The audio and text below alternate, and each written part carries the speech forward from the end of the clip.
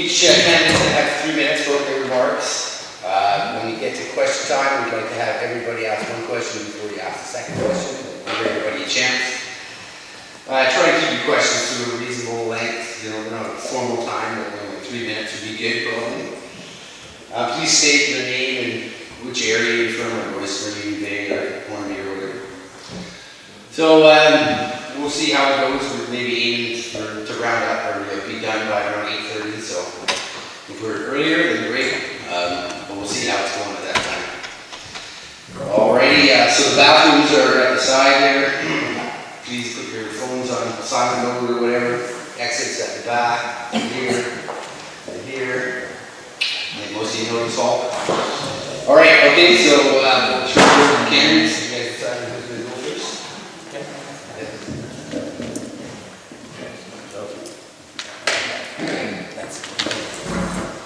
Good evening, I'm Daniel Arbor. It's really a pleasure to be here. I want to thank Darcy for facilitating tonight and for Union Bay for hosting us. We're doing 5 all candidates back to back over 5 days, so I'm actually seeing Jim more than my wife and kids right now, which is okay. We've got to go on the campaign trail. So yeah, I'm really excited about my campaign. The islands sometimes are the forgotten part of the Area A in the Comox Valley Regional District. We hadn't run a candidate in about 15 years. But like you guys, the regional district is very important to our lives. It's also not the only part of our lives. So in Area A, we have a lot of mixed governance. You guys have the improvement district, so the Sandy Bay. We have the Island Trust. So there's a lot of mixed governance, but the big umbrella, the regional umbrella, is the regional district. So I'm really thrilled about the campaign so far and the response at the door. I've been working hard to get to know people and get up to speed on the issues. I'm cognizant that in Union Bay there has been a full plate for you guys for the last number of years around some of the issues you face, but in some ways every community faces issues. So we've talked a lot about water, we've talked a lot about sewage, and that on Hornby, on Denman, and Royston, and tonight I'm sure that'll come up in Union Bay, but you guys have your own governance for this year, which is kind of cool for me because in our area we don't have those options with public committee. I have a lot of experience, different from Jim. I haven't worked as a staff in regional government. I've mostly worked for nonprofits. I have a master's in environmental studies. I worked in the forestry sector for a few years. I reported to a board of First Nations on the West Coast. So I have fairly varied experience. And currently I'm the Economic Development Officer in Hornby, and I run the Hornby Festival as well. So it's a real pleasure to be here, and I'll pass it on to Jim. Thank you.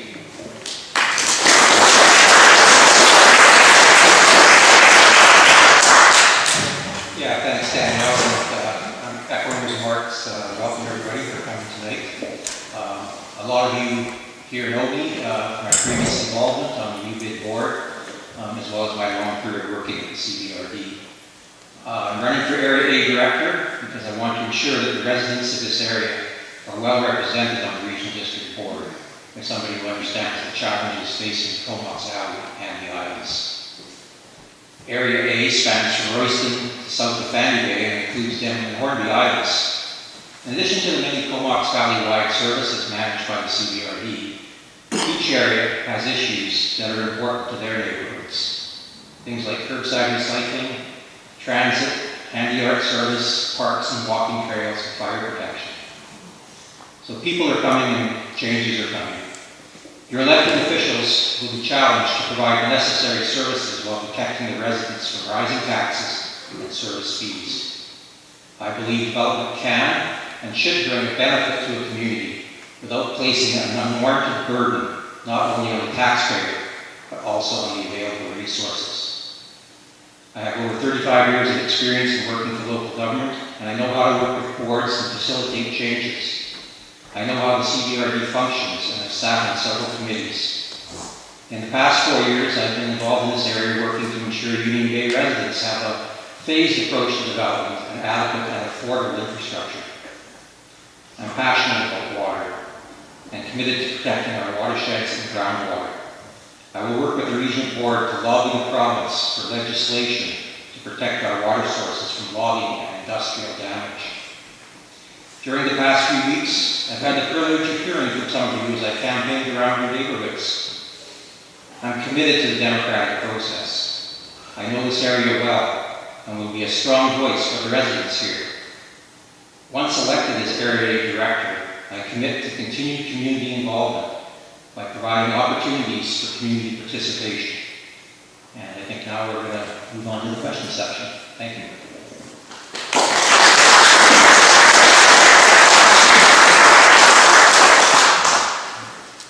Anybody got any questions? Peter? Our cord, does it want to come up and get this, or we can? I think I can talk a little All bit. right. I actually have a question for both of them. Is that all right? So don't forget your name and where you're from. Yeah. But like I said, I have a question for both of them. Is that fine? One for Jim and one for Mr. Carter. You guys good for that? No. No? Okay, you ask one question, then we'll go, you get Okay. started. My name is Peter Jakes, and I'm a Union Bay resident. And this is for Jim, Mr. Elliott. In April, you ran for re-election to the Union Bay Improvement District Board. You failed in your bid because you are aligned with a small group in the community, or they are aligned with you, who are adverse to development here, especially by Kensington Union Bay Estates. Like it or not, Union Bay Estates are now bringing development to this community. Should you be elected to the regional board, can we expect you to assist Kensington in their application for their initial subdivision, or will you simply stonewall?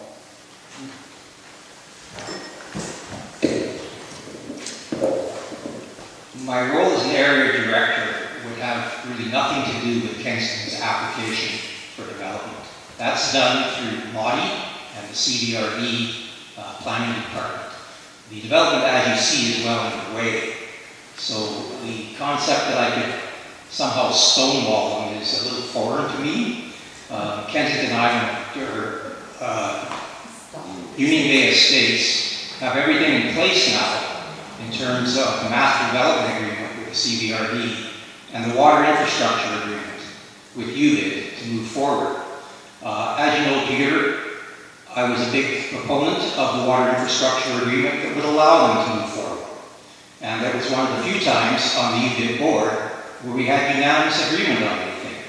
So to float the concept that I'm opposed to development is wrong. I have never been opposed to development. What I support is a phased approach to development to ensure that as the development unfolds, we all have the necessary resources that we need to service that development.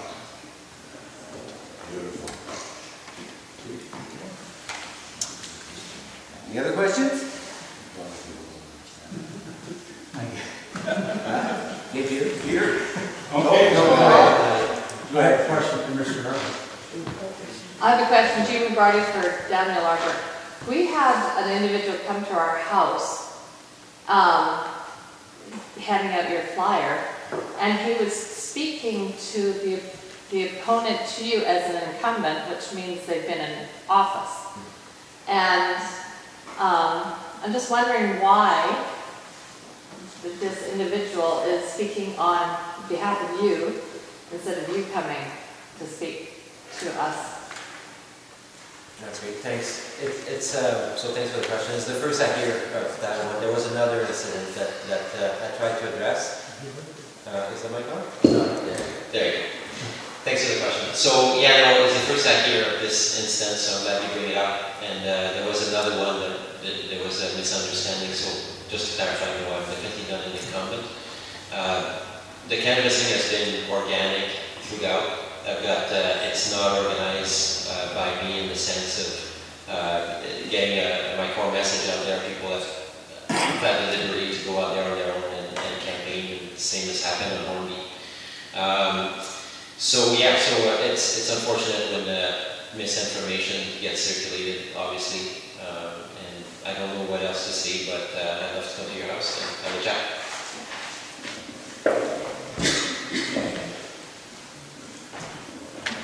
Mary? Mary Reynolds, Union Bay. Yes, I'd like to know your attitude about the public and being involved in transparency, because right now the Union Bay Improvement District, who is the trustees, have gone around on your behalf, and yet these same trustees have told us the public is a distraction and we're not allowed to ask any more questions at meetings anymore. And what's your attitude about the public asking questions? Do you feel you should respond, or should you just ignore them? Both candidates, please. Thanks for the question. No, I'm big on communication myself in my community, but I haven't been in local government too, where sometimes you have to punch for some rules in terms of what you can release and not. So I've had the liberty to be in fairly open processes in my community. For example, we did a big 20-year vision, and then the organization I work for engaged with the residents around it. That resulted in a grassroots economic action plan. We have a community of 1,000 people, and 450 people participated, 400 through a survey. And that was great because that allowed us to set some priorities in the community. So I have an experience in that, but again, I think local government, sometimes you hear them being a little quieter, and that's at all levels. Sometimes when they have to follow due process. I was watching the board trying to deal with Sultan Falls the last few weeks, and they were pretty quiet, and it's because they hadn't been taken to court from the following due process before. And so I think as a general principle, of course, for tonight, I'll take any question and answer them to the best of my ability, and I think I'm a fairly approachable person.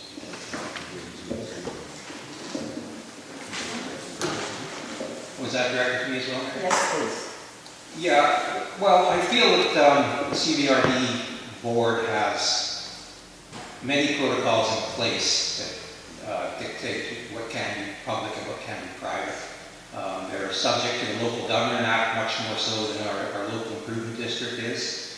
So I don't really think there's going to be any problem with transparency at the regional district board, though. And I think, generally speaking, they do a very good job of trying to communicate things they can back out to the public. Thank you. Anybody else? Rick? Rick Bitten, Union Bay.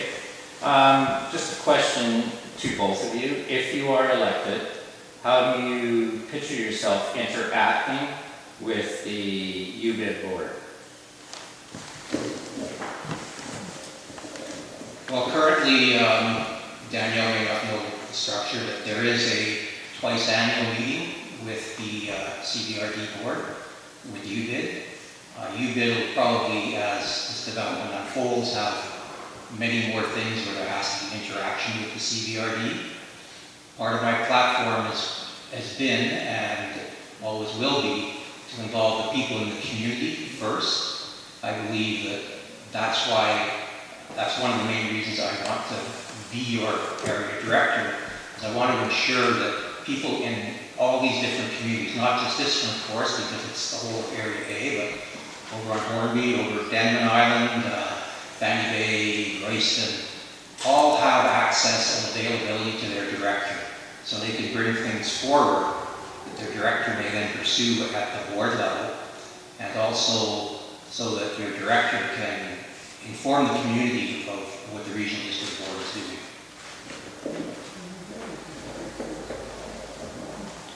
Yeah, concurring pretty much with that. I would say that, especially considering everything that's happening in your area, a strong relationship with the Union Bay Improvement District is fairly important. But it doesn't mean strong being kind of a top-down or kind of a relationship between the regional district and UBID. I've read enough about the history of the last few years in this area, and my approach is whatever strengthen those organizations, the other government, that's a good thing. So I had the chance to briefly meet your administrator, I think, Gord Mason, is that right? And we had a good discussion on this. And for example, the improvement district can't access grants, and then sometimes they'll say, well, and I had that in Hornby where they were like, if we give you the grant, we have to own it. And in Hornby, we have a lot of pride around that. We're like, no, we need to own it. And so I think, and we get that particular project I'm talking about, that, we made our case, and the regional district in that particular case recognized that whatever was benefiting the community was a good thing. And so I'll be quite open, and I think especially with the development relationships with the Comox First Nation, who are planning another potential development as part of treaty, and your Union Bay Estates development, a strong relationship between Union Bay Improvement District and Regional District is very important.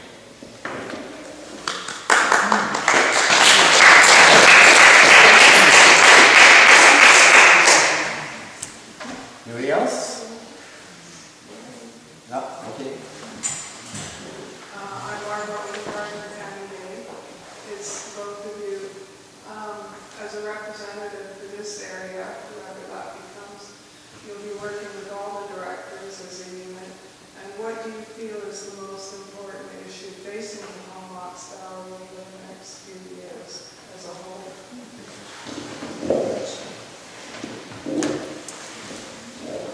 I think the most important issue that will drive a lot of other issues is growth in the Comox Valley. We all know that people are coming. You just have to drive through downtown Courtney and see the traffic tie-ups that we have. So finding ways of managing that growth that doesn't place a huge burden on the existing taxpayer. That is going to be key. Also, I think what will be key is to have good growth, and by that I mean growth that fits in with the community without destroying what the Comox Valley really is. I treasure this valley. I've lived here for over 35 years now.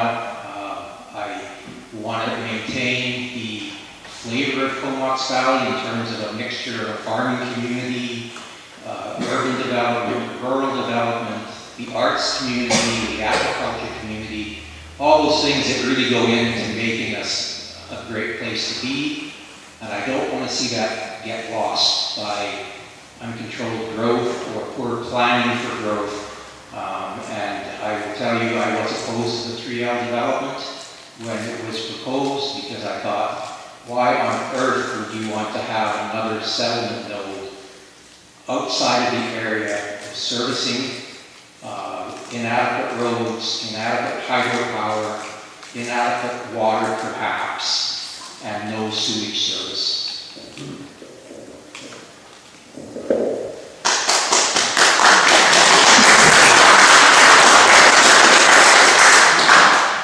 I'll disagree. No, just kidding. She gets that out of it. No, I think, there's some issues that I think are coming to us also.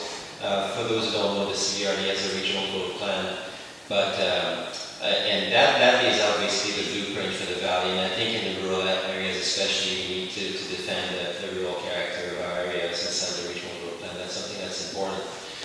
I would say that one of the things I'm looking at too is there's many other strategic plans that exist for the valley, and two that I value personally, and you'll see me emphasize, is the Comox Valley Sustainability Plan and the Comox Valley Climate Action Plan. And I think those were produced a few years ago and were failing quite significantly on the metrics that were established.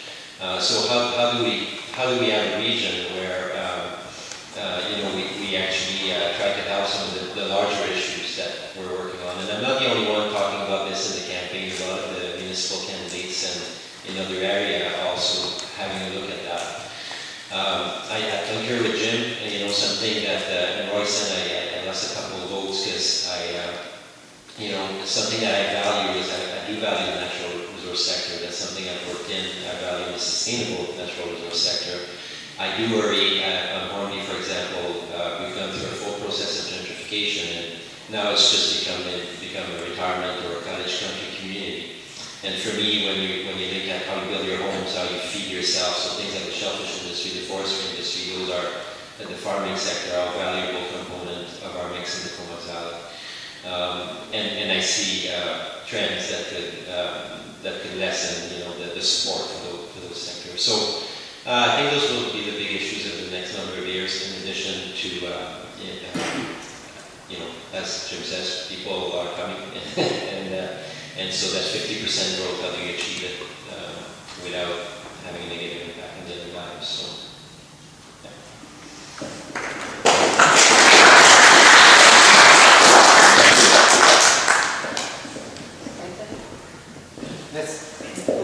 And I think along with the growth that we've just been talking about is homelessness in Comox Valley. And I just might be having a I think a lot of people are feeling the effects of a homeless population in Fanny Bay. And it seems like in the last year or so, people are feeling there's more property crime going up. So I also feel like we would benefit from some community meetings, or I know we had a director some years back that used to just make herself available once a month or something for people to do sort of drop in.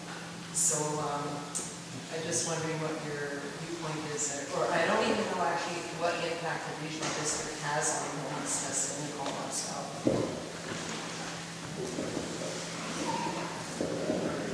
Yeah, homelessness and affordable housing are key items, I think, that both Danielle and I are well aware of and want to find some solutions for.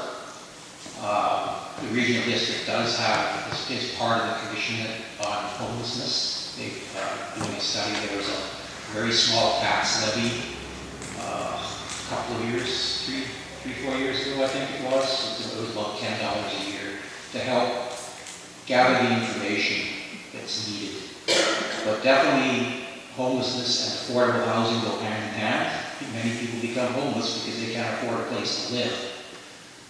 We need to do a much better job at having land set aside for affordable housing by various means, and working with a number of coalitions to try and find a solution that's workable and goes into the future, because it's going to be a problem for a long time. It's all part of the growth, puts the pressure on the housing market, drives the prices up, drives the rents up, and that all adds to the whole problem. BC Housing is also quite concerned about homelessness. That's one of their main foundations for providing affordable housing. So it's important to work with as many groups as we can, like BC Housing, many of the community advocacy groups that are out there, and try to find a solution so people aren't homeless and they have a place to live. Yeah, so the referendum Jim referred to in 2014 ended up, ended up creating a service basically that all the valley except Port and Dennis are then phased into. There may be some exception in this area, but wouldn't be aware of them.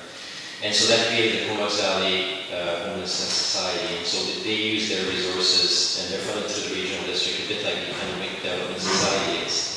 And they're using their resources to leverage senior government funding and basically put together projects on this.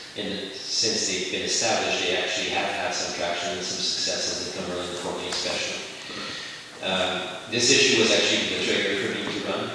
I was frustrated because we voted massively for an affordable and homelessness tax on when we were 83% in favor on our island.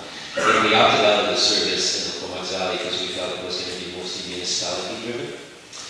And so on our island, we have one project, a 30-home affordable housing project that we've been working on. It's quite advanced, and I've submitted to BC Housing for financing.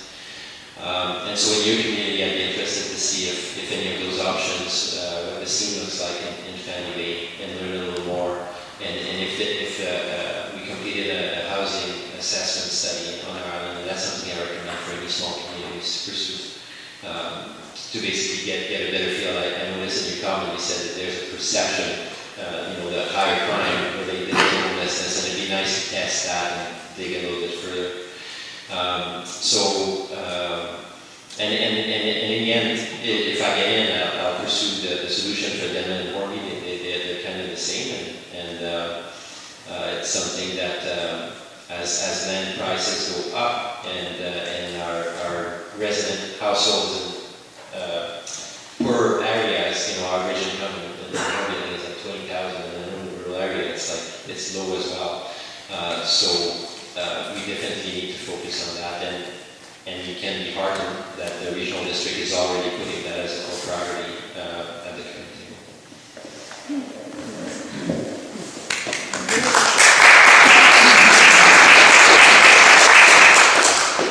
I think Peter, maybe anybody else? Oh, okay. Then Peter, then Union Bay. I'll put this to both you gentlemen. I'd like to know what your take is in, if either one of you are successful, how you want to deal with other forms of government that, like Union Bay, for instance, Royston, Devon, Hornby. I don't want an activist working for me. I want a person that's going to go to that higher form of government and deal in good faith and get some dialogue done. I don't want another Union Bay where nothing gets done. Get off your asses and get it done. Thank you. That was an order or a question? Well, the question, I just want to know, what's your train of thought in dealing with other forms of government to get something done? I fully agree with your statement and your passion behind it. It's a dance sometimes, like the frustration sometimes, and some things that you won't see me often is download responsibility onto others. I think you got to be proactive and create those relationships and working relationships. It's partly why also, that one is second actually to affordable housing, but part of my campaign too is our islands are slowly drifting away from the regional district, as I've been running my campaign for 15 years. And it's a core relationship for you, so you need to maintain it and you need to develop those relationships so that you're working together. There will be points of tension. There was a really emotional moment in Royston for Jim and I. There was a woman that her mom was sick, and she was quite, she was nearly in tears because you could tell the burden that was going out to her. Something people need to know is when you get to be on the regional district board, you also get appointed to the hospital management board for the Comox Stratton and also for the waste management. And that was a moment for me where I realized, wow, healthcare is actually something that I need to get up to speed on. I've never worked close to that sector. But I could tell that relationship that felt she was broken because of the unknown capacity of the hospital. And that means you need a pretty strong relationship with the province. If you're going to run like that, the regional district won't be able to do it alone. So yeah, being cordial, professional, and proactive in maintaining those relationships, I think is key. Thank you. Yeah, I echo Daniel said that as we grow in this community, it's going to be very important that we have alliances, and my personal feeling is over the next 5 to 10 years, we can no longer afford to be an improvement district because we're shut out of those infrastructure funding, and they come from provincial levels and federal levels of government, so it's going to be very important to work with all of those. What this community ends up with, whether it's a town or a village or part of the CVRD, I think is going to be up to the people that live here to decide. I'm hoping at some point in time, I know there's some other priorities right now, but at some point in time, that work will be done, so the residents will have an idea of what that's going to look like, whether we become our own village or town or part of the CVRD. Once we have the numbers in front of us, most of us look at our pocketbooks and make decisions based on that. There's no doubt that we're going to need way more infrastructure than the current residents can afford. We're currently only 660. If we get another 100 homes over here, that's 760. That's still not a lot of homes to divide up the costs that we're going to be facing in the next 2 years. So I really hope that once this water plant gets underway, which I know is a priority for you at this time, but once it gets underway, we will ask for these studies to be done. And so we all know where we're going. It would be really nice to have some infrastructure grant funding to build the fire hall. Hornby just got their fire hall. I don't know what the what the tax levy was for that, but it was a substantial amount of infrastructure money came forward for that. So yes, we all do need to cooperate, levels of government. Thank you.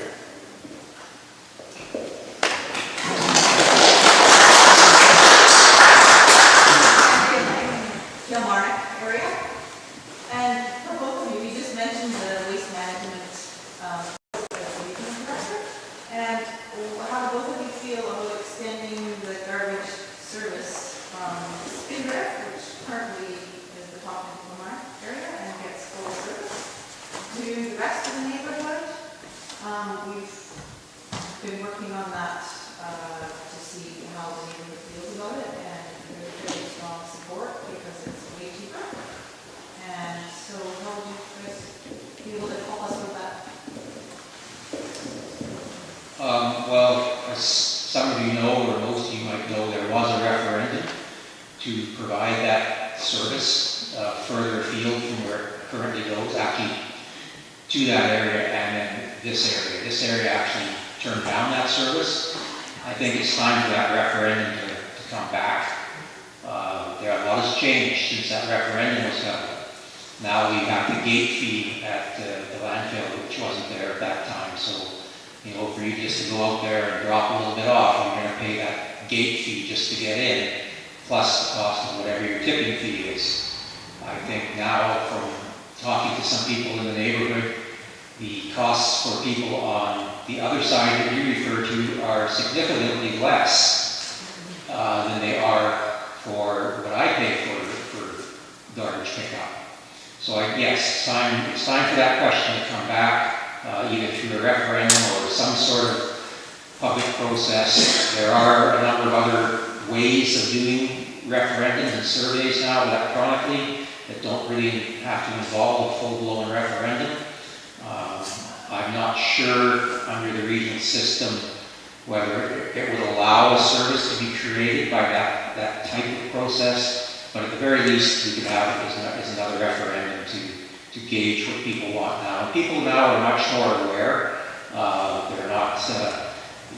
They're more likely to want recycling, curbside pickup, organics pickup, things of that nature, I think, than they were a few years back.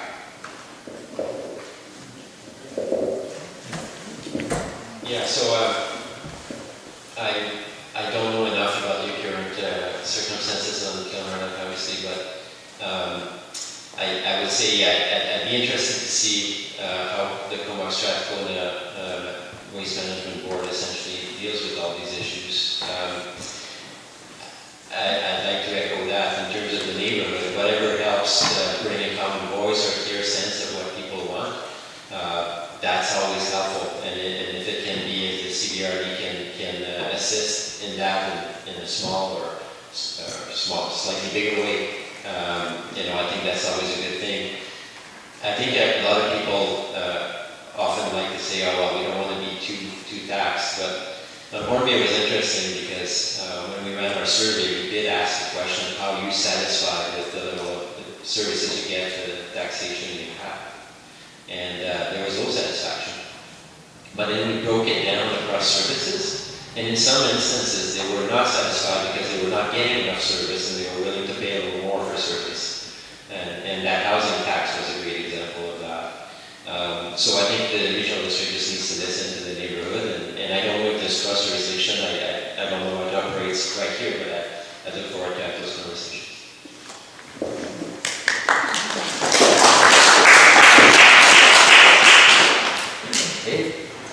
Dave Davidson here, Gideon Bay.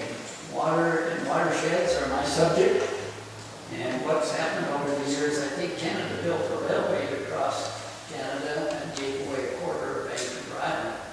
But now the watersheds that we use are actually owned by the forest companies. And I think we need to push back at all levels of government, whether it's on the island, in Comox, or here, to say, back off. It's going to be a fight, because some of the Canadian companies are now owned by USA companies.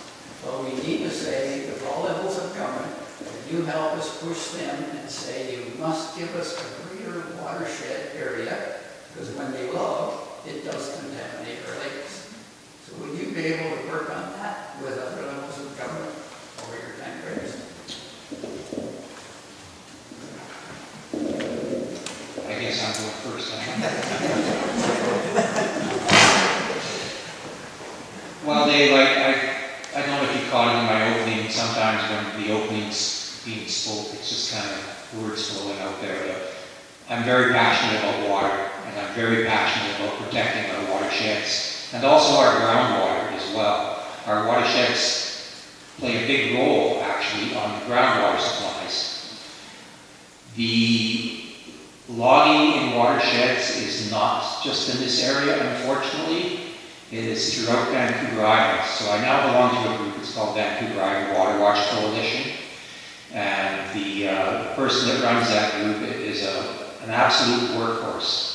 I probably get 4 to 5 emails a day from her showing what's happening in the watersheds up and down this island on these private managed forest lands. It's absolutely disgusting.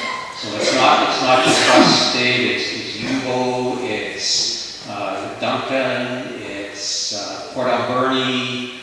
So yes, I take a very strong stand about logging in watersheds, and as I said in my opening, I would work with the regional board to lobby the province for legislation to protect our water sources from logging and industrial activity, because I think it's only through legislation that we're going to be able to accomplish this. There have been lots of suggestions about land swaps and everything else, and that might work if it was only one area, but it's such a large area involved on Vancouver Island that I don't think the province has the appetites for doing those kinds of land swaps. But they do have a big hammer, and it's called legislation.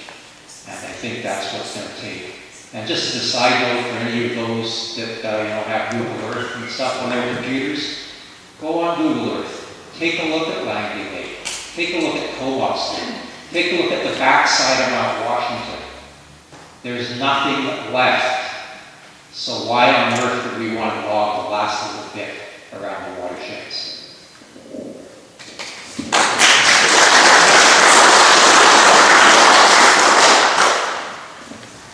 Yeah, that'll be a little bit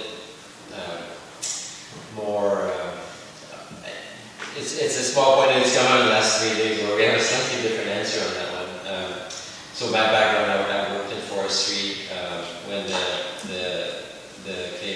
nations, the 5 nations, bought out Weyerhaeuser to form ESAC Forest Management. I was actually asked to join. I was part of an organization called Eco Trust Canada and tried to move to sustainable forestry in that area. It is true that the Private Forest Land Act is often perceived as not as strong. We're seeing great strides on Crown lands. We're seeing certifications really be implemented at new levels in BC. But I think, the comment about that they got free land, we all got free land. In the end, I think we all benefit from these early colonial efforts. We wouldn't be in this room if it wasn't the case. In terms of my approach, I'm not an activist on the forestry front. I'm solution oriented. So watershed assessment in this area is currently being conducted, and I'll be very curious to see what the outcome of that is. In my prior job, I worked with Nature Conservancy and other organizations in strategic purchases of land, and I think, in my opinion, Langley Lake is well positioned, whether that's a CVRD role or not, or UBID or whoever it is. The principle for me remains the same. The advocacy to change the act, I know a lot of the players in both governments, and currently we have a government that you would think would change it, and they're not changing it. So I actually believe that, and they know the issues very well, so I actually believe that, we can apply a huge amount of pressure, but I'm not sure if it will generate results. So I would prefer to partner with the industry and the communities to look for solutions, and NIMO has been very successful in that regard, in our relationship with the forest company and preserving the watershed. So I think there's models of collaboration that exist out there that we could pursue for that area. And one last point, just last week, I think a great leg SCPs from the CVRD and Director Jolliffe and the rest of their board was they just signed a water agreement with the Comox First Nation for the lands that are just to the northwest of here. I actually think that's a historical and very important moment for us, for the whole valley, because if anyone is going to help protect watershed, now we have the First Nation invested interest voice in partnership with the regional district, and that's something that should be highly valued.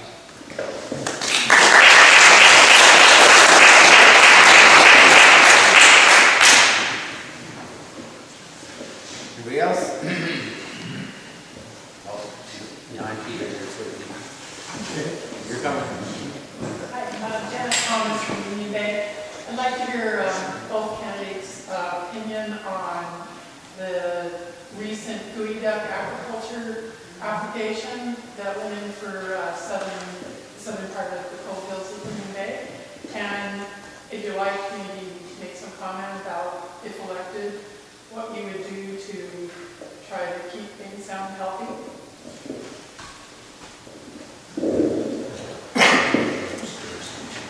Thank you. Topical. So I actually have not seen the application. I've just read the news report, I think, a couple of weeks ago, and then that forced me to read up a little bit more on the CVRD, what they've done in the shellfish front. And then we talked to Dr. Jolliffe, our staff at CVRD, to understand a little bit better. There was an attempt at a Bain Sound coastal plan a few years ago, which actually the province was sponsoring.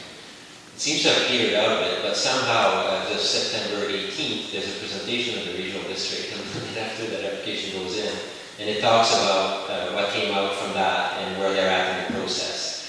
And they talked about, there was a few core principles that derived, and the presentation is on the CVRD website, you can all see it. And it talks about that DFO and all the players currently, the status quo policy is no new tenders. Okay, so that seems to be the general agreement. This being said, they accept any application because, as anything with local government, you want to go through the process. Sometimes you could have excellent applications that are innovative, and so you don't want to shut the door. So in this one, I would say the same thing. I'd have to get up to speed on, and talk with the industry and the community. I mean, the reality is this is a little bit outside the jurisdiction of the regional district. The application is likely to DFO. The province will have to weigh in as well, so the regional district would receive a referral. And so we just state our opinion around whether we believe that the community support it or any negative impact that we can see on our jurisdiction. The key point here is due process, I think. So I'm not somebody to just jump and say, absolute no or absolute yes. In this case, and that's what happened for those who followed the 3L, I think I mentioned it earlier, but the Stones and Falls project, the CVRD said no too quick. And then the developer took them to court because they didn't follow their own process, and you won. So you want to give a chance to the applicant to make their case, to senior level government to provide feedback, for ourselves to provide feedback, and then to, end up with a rejection, acceptance.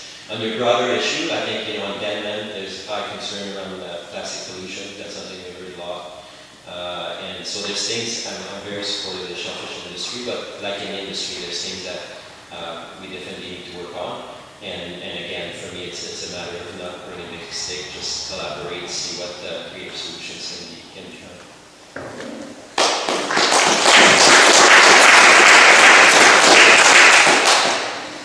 Yeah, as Daniel said, there's the jurisdiction issue is a big question for myself. I'm not sure where that would fall in the CVRD jurisdiction, but certainly provincially and federally, there's a lot of levels that it's going to have to go through on the application process. What I have seen, unfortunately, though, in the application process, and this is not dealing with geoducks per se, it's dealing with water licensing, is where the province jumps in there and grants water license. I'm talking about the Merva water bottling situation, without consulting with the CVRD. And that's wrong, because that is water that everybody in the CVRD in that area relies upon, that aquifer. Now, I know I'm a little off topic here, but the reason I bring that up is I want to make sure that in the referral process that the CVRD does get consulted and does have input on the application, and the application is not just granted without that input occurring.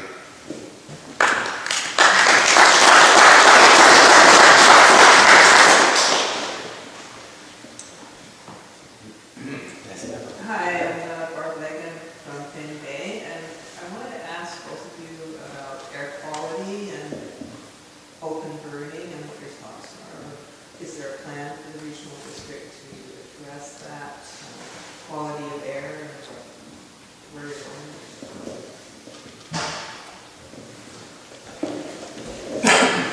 A lot of us can't hear the question, so if you could repeat what she said and then... Yeah, so the question was in regard to open burning and air quality in the area. Is that correct? So this is an issue. In Royston, it seems to be quite an issue with people in Royston. I had a conversation with a lady today that phoned me about it because we did talk about this in our Royston All Candidates meeting, and what I had suggested that, if there are alternatives available, maybe there should be incentives for people to look to those alternatives. We're talking more so about wood stoves than we were about backyard burning. But backyard burning in a more confined subdivision does create problems for people. I've had 2 people in the Royston area say that their asthma has gotten so bad since they moved to the area, they're thinking of moving out of the area because they suffer from an inversion type situation there. What I had suggested, so what I had suggested is that, again, maybe there needs to be some alternatives, such as curbside pickup of organics, so people don't have to burn them. But certainly there are places, I believe, outside burning can be done without impacting other people, particularly if you have large properties, farms, that sort of thing. It's not, if the land itself lends itself that you can do without a nuisance, I think there is a point where you can't really tell people they can't do that because of the cost involved with removing materials, particularly in the farming and in the forest sector. Slash burning is occurring as we speak all along the hillside. It was quite bad the other day when I took the ferry across. What the alternative is to slash burning, I really don't know. I don't have any expertise in that area. But when it impacts other people, then it does need to be looked at. Great, yeah, I think it's topical in every community. Different degrees, the inversion that we get in the winter are common. There's actually, that was kind of funny because you guys had a fire hall open house, and I showed up a day early, and so I had your fire chief to myself. I was like, what are you doing here? It's the open house. No, it's not. So we actually had that very conversation with Mike Smith, right? And and it was interesting because we have a lot of conversation with our fire chief on the island, and those are CVRD resources, except actually in the Union Bay, you guys have your own fire chief, right? And those are great debate locally as well, because I don't think you necessarily need a blanket solution across the valley based on the cultural practices or the exact areas. What Mike was telling me is he would favor in your area, he would go pretty all out. He would say for barnyard fires and all that, he would say just compost it, just kind of ban it. For wood stoves, it's a different process, obviously. The CVRD does have a wood stove exchange program that exists. I looked at it 2 or 3 years ago. It mitigated, it wasn't embraced a lot. Maybe the incentive was too small. And then you had to do an audit, so you opened your house to an energy audit. So for a lot of us in rural areas where we have other problems and we don't necessarily want the auditor in our house, I think that might explain why the program didn't take off. So then you go back to education, which we do a lot in Hornby. And the second thing we did in our community, our fire chief has applied the same rules, and they follow them pretty good around we've continued in the shoulder seasons only to allow it because cultural. but only on high venting index, so they're applying the same rules for residential lots as for commercial lots, and people are getting fined if they don't respect it. So, but I would do it like I'd look at each community and talk to the fire chiefs and see what makes sense.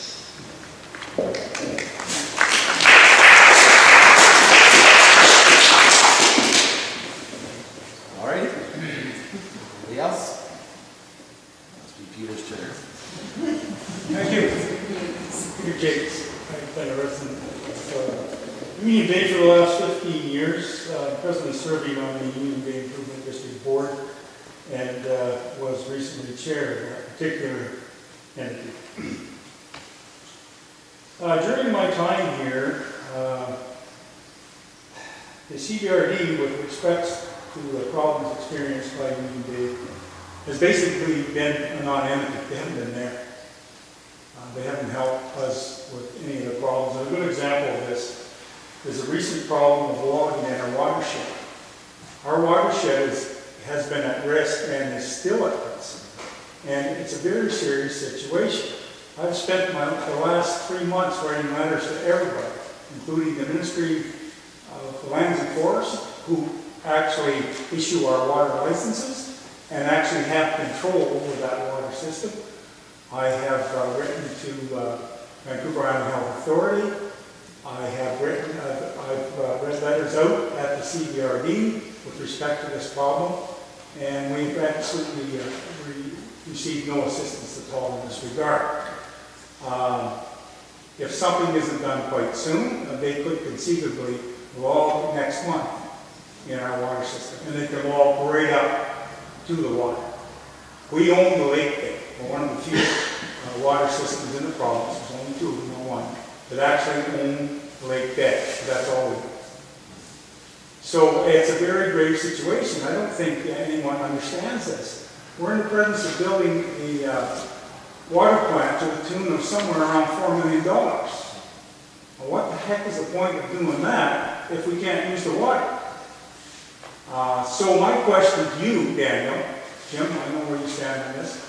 My question to you, if you are elected, will you champion this cause?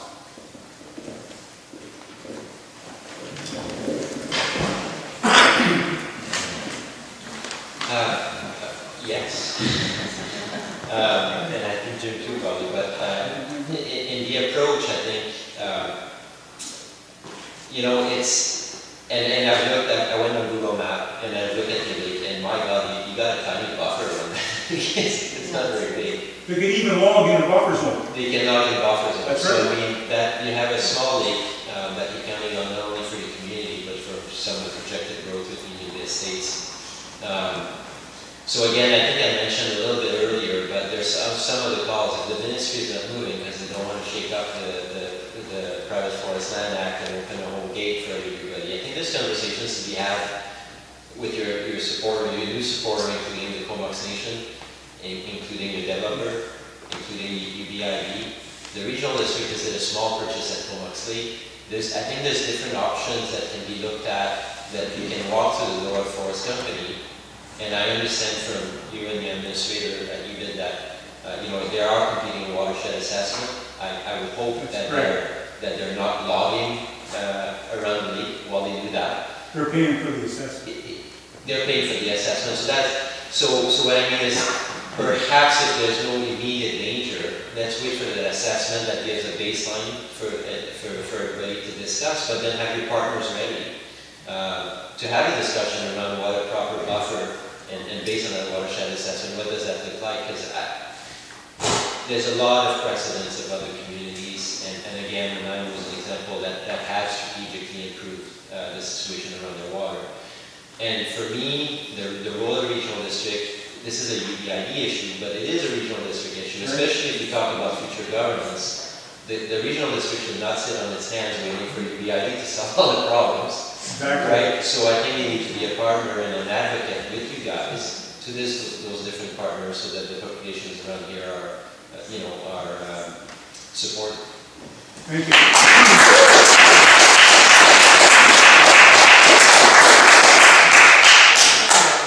I know you said you know where I stand, Peter, but I just want to add a few more things to that, if I may. the professional reliance model that is used in watershed assessments is seriously flawed. Vancouver Island Water Watch have written many letters in regard to that professional reliance model on those assessments and show them how flawed it is, because they've shown areas where those assessments have said, yeah, it's okay, and look at them today. UBO is a fine example of that. It's nice that the CVRD was able to purchase some land around Comox Lake.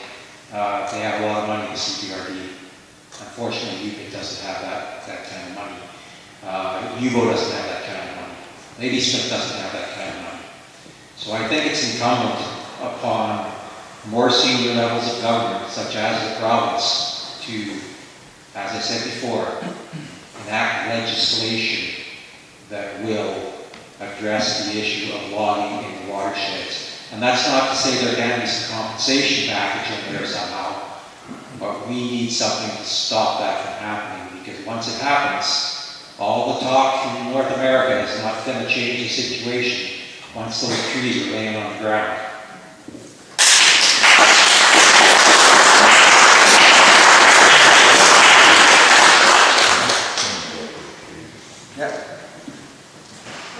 This is mostly a comment as I'm listening to all of this. I think the other thing, whoever gets represented, whoever is the representative, I've been at a number of council meetings with the CVRD over the years, and it's not just whoever is representing us. If there is something we're passionate about, we all need to show up at those council meetings, because we have seen over and over again, and most recently with the potable water issue, that changed because people showed up by the hundreds, and no council, no representatives of any level of government can ignore that. So we need to help them, whoever is our representative. We need to back them when we think something's important, and not just expect them to do all the work for us.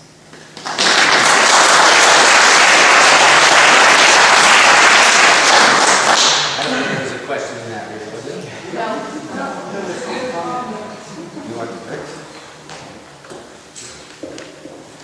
We'll get to you, ma'am, next. How's that? Oh, okay. I'll see if I can remember it.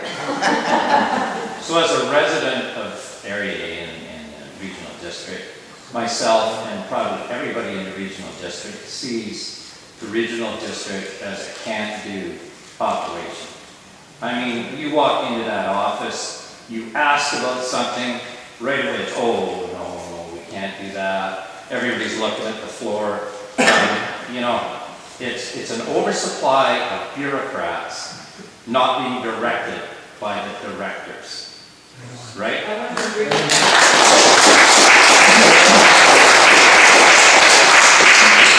We get zero value. What's the from question? what? Just now, Secretary, let him talk. I'm speaking. We get zero value from our tax dollars that we pay to the regional district. So my question is, when you guys are elected as directors, how are you going to direct the regional district to become a can-do operation?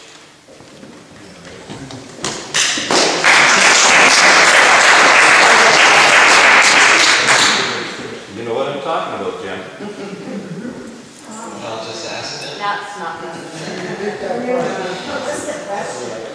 Oh, did you get the question? The question is, how do you move the CVRD from being a can't-do operation to being a can-do operation? With a perception that it's basically bureaucratic morass.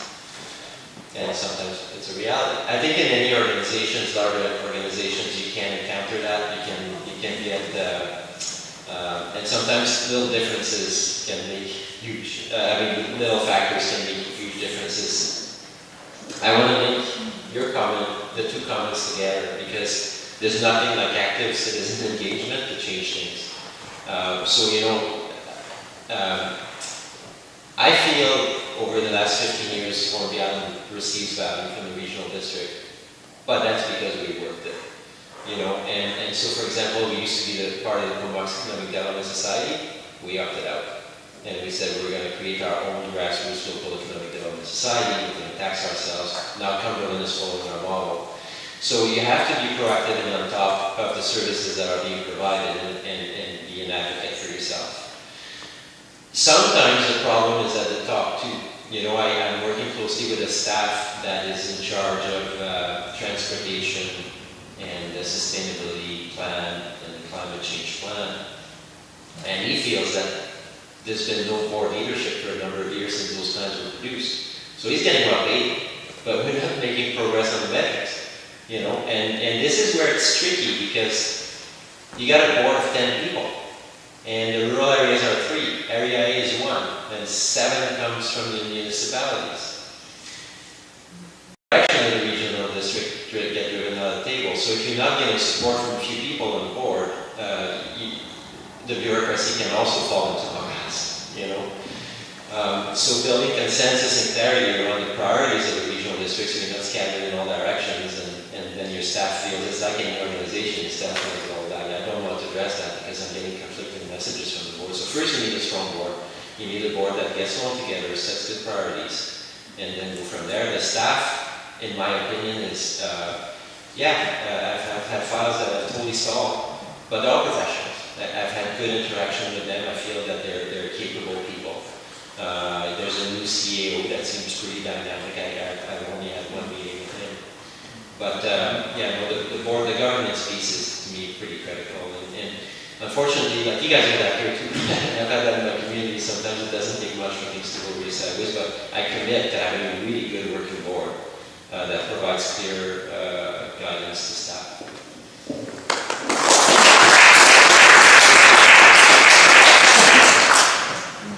Yeah, I hear what you're saying. I've seen what you're saying. It's the role of your area director to bring issues forward that are important to the residents of any one particular area. You may feel that your tax dollars are wasted, but the regional district does provide many, many services that most of us don't even realize or see. I don't like to blame staff for all the problem, because staff are directed by the CAO. So we now do have a new CAO at the Comox Valley Regional District, and I'm very glad for that. So the board's role is to tell the CAO what we want done, what we expect to be done, and the CAO's role is to direct the staff. And I'm hoping that will happen with our new CAO, and I'm hoping if I'm elected area director, I can represent the voice of the people in Area A at that board in a very strong manner so that we can address issues and we can look at bringing about change. And there may be change at some point where we're no longer part of the CVRD in Union Bay as we grow, but that's a question that's yet to be decided. So to make a long story short, yeah, I know there's problems there.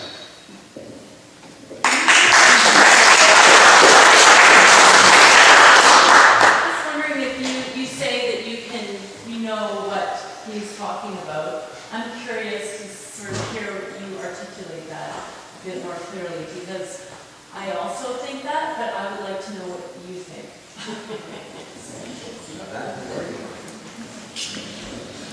I think where the problems occur is when there's not clear direction given from the CAO to senior staff, to the next level of staff down, and so on, all the way down the chain, or where the priorities are unclear as to what is a priority and what isn't a priority project or issue or whatever it may be. So it is definitely incumbent upon the CAO to convey the board's wishes, because he is hired by the board, the CAO, to convey the board's wishes to staff and carry them out. Can I ask one more question? So would you, if elected, both of you, be comfortable not accepting the recommendations of staff if they recommend something? because in my experience with the CVRD, it seems like staff runs the show and nobody ever goes against staff recommendations.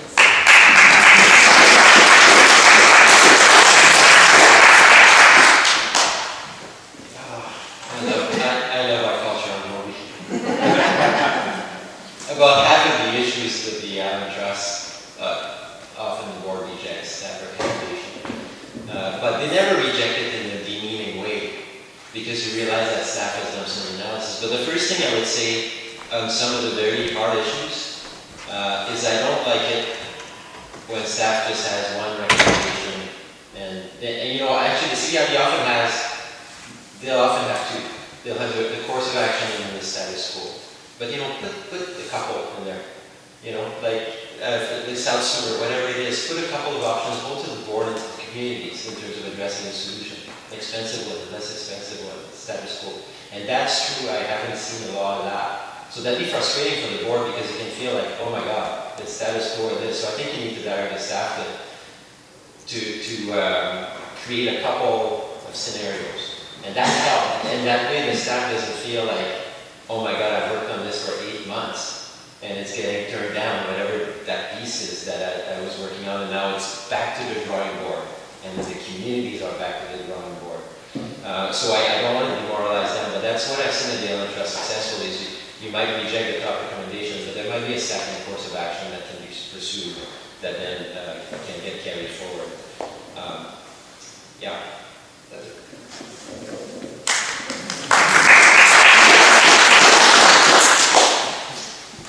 Yeah, the job of the board is to read the staff reports. I've seen scenarios where a staff report will come forward at the board level, and it's pretty obvious that some of the board members, not all of them, but some of the board members haven't even read the staff report. All they're reading is the recommendation page. The staff reports are usually fairly comprehensive. Danielle talked about usually coming down to 2 choices. Yes, that happens often. But also included in the staff report are the financial implications, the intergovernment implications, and a whole variety of other things. So it's really incumbent upon people on the board to thoroughly read the staff reports before voting on it or having it come before them in the board meeting, and really only reading the recommendation page.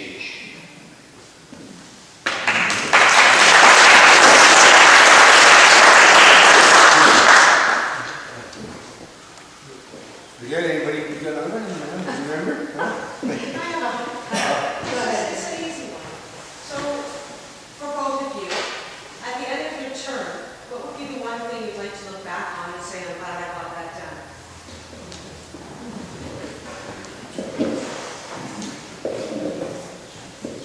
One thing is really hard to come up with because I'm a pretty ambitious kind of guy. So those that didn't hear the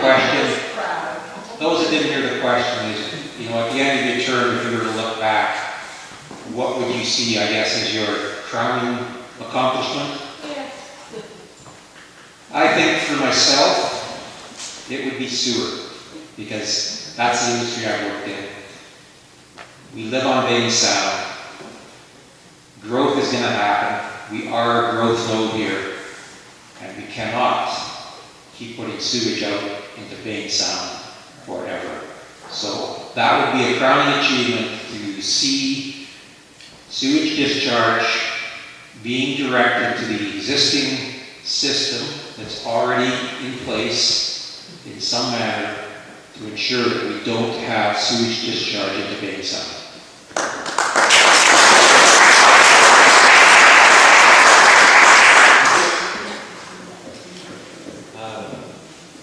I'd love to come back here in 4 years from now and have Rick, that was your question?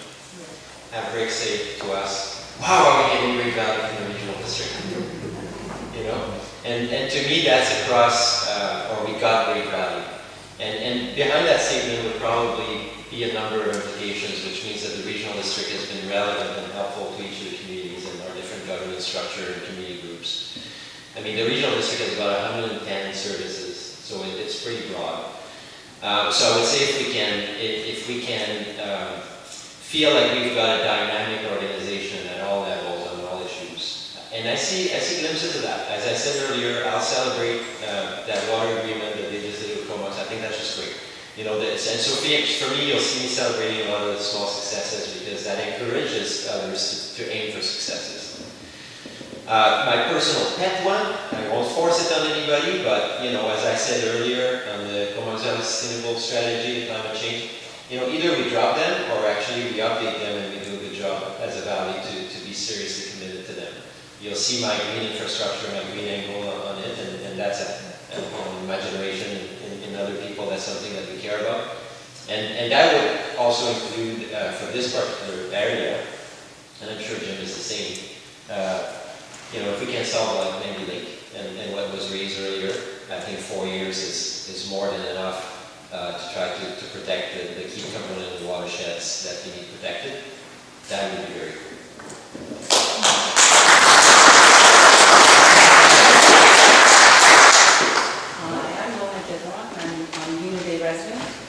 Dan, this is directed to you.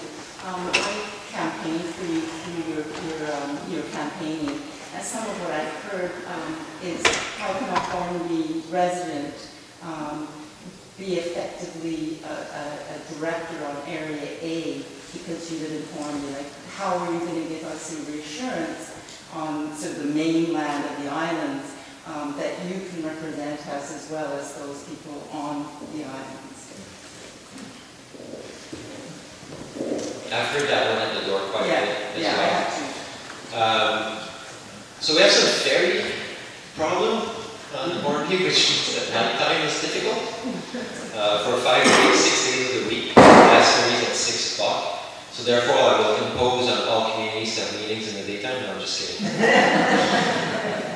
Most meetings are at the nighttime. No, my in-laws are in town, so my father-in-law is in town, and I have to repeat that across my kids and I and my wife are over in the Comox Valley all the time. We're pretty connected, and maybe even more connected. They're getting to the stage where we're almost starting to look at high school, so for me that's part of a personal motivation of this job too, is to create more opportunities for my own kids. So I don't think it'll be a concern, and for 6 months of the year I got a boat, and it's pretty easy and quicker than the ferry to get somewhere. Fanny Bay is like 12 minutes away for a go, so yeah. So, but I've heard that concern a lot, and yeah, for me, anyways, hopefully that answers it. Yeah.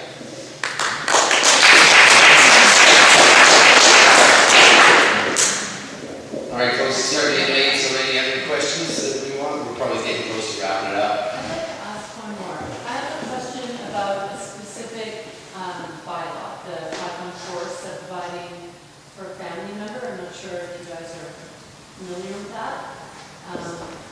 It's a provincial bylaw that allows you to subdivide for a family member. And the CVRD has kind of rewritten that with their local legislation. And they now require you to rezone the property if you want to pursue that bylaw. And so I'm wondering, and which to me is a very unusual tool to achieve a subdivision. It's much more expensive, time-consuming, a little bit of a roadblock in my opinion. And so I'm wondering to both of you what you think about that and if you would support it or if you know anything about it.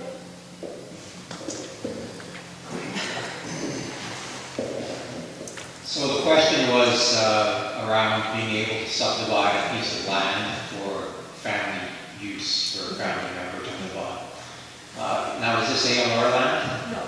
Okay. So under the Regional Growth Strategy Plan, which is under the auspices of CVRD, you can't really do that. I'm not sure the bylaw you're referring to, I would have to look at that.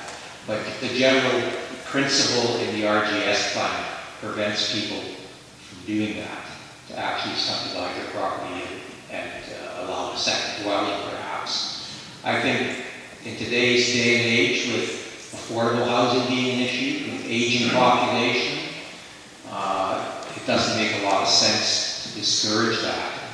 And perhaps there needs to be a bylaw that would allow that to happen, yet still maintain neighborhoods as the types of neighborhoods that they are. I think the big fear is that if you allow too much of that to happen, you run into issues of everybody wanting to do a secondary suite, everybody wanting to do a second house. If I can just elaborate a little bit. Sure. This is actually quite a large piece of land, 7 acres, with 2 existing homes on it that are both permitted and have separate water and separate sewer. And so the desire is just to draw a line down the middle, essentially, and that's been prohibited. Right, because And there is a bylaw that actually exists that is meant to facilitate this provincially.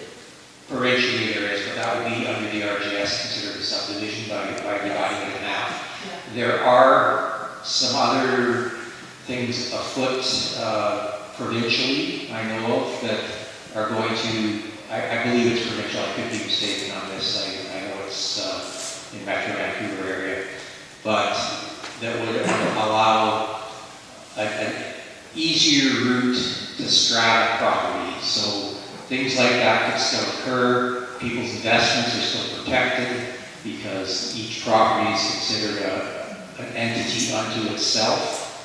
But other than that, I really don't have a lot more information, but I definitely would support anything that provides more dwellings for people, providing it's not having a negative impact on the surrounding neighborhoods, and particularly if it's for family, because affordable housing is a huge issue, and we need to find ways to solve it. And perhaps that would be just a little step towards helping solve it, and helping families stay together, where we have aging parents, and maybe, like you say, a large piece of property with 2 dwellings on it, finding a way that there could be some kind of buy-in process so everybody's assets are protected, but allow that to happen.